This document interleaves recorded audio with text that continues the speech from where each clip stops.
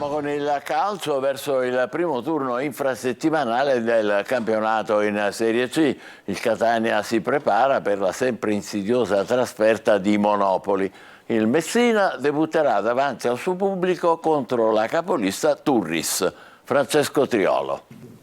Un turno infrasettimanale dall'alto quoziente di difficoltà per Catania e Messina. La trasferta dei rossazzurri a Monopoli arriva subito dopo la prima convincente vittoria degli Etna in campionato, ottenuta tra l'altro contro una squadra, il Picerno, di categoria e costruita per la categoria.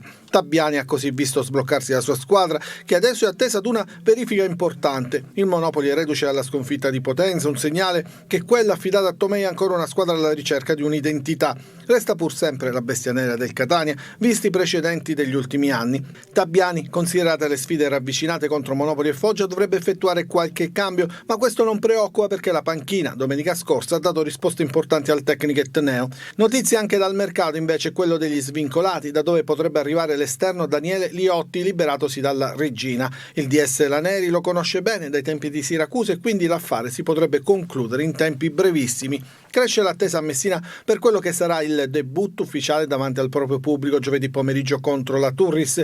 I giallorossi sono reduci da 2 rinvii consecutivi, prima il match con la Casertana, poi la trasferta di Taranto, quindi occorrerà vedere quanto questa lunga pausa inciderà nel ritmo gara che Modica ama imprimere. Si è vista Cerignola, adesso si dovrà confermare contro l'attuale capolista del girone. Gruppo quasi al completo, il tecnico dovrà valutare solo le condizioni di Francesco Giunta, che ha svolto anche ieri allenamento differenziato. Per il resto, rispetto alla gara di Cerignola, Modica riavrà Manetta e Ragusa che hanno scontato il turno di squalifica, anche se per l'attaccante di Taormino occorrerà verificarne le condizioni.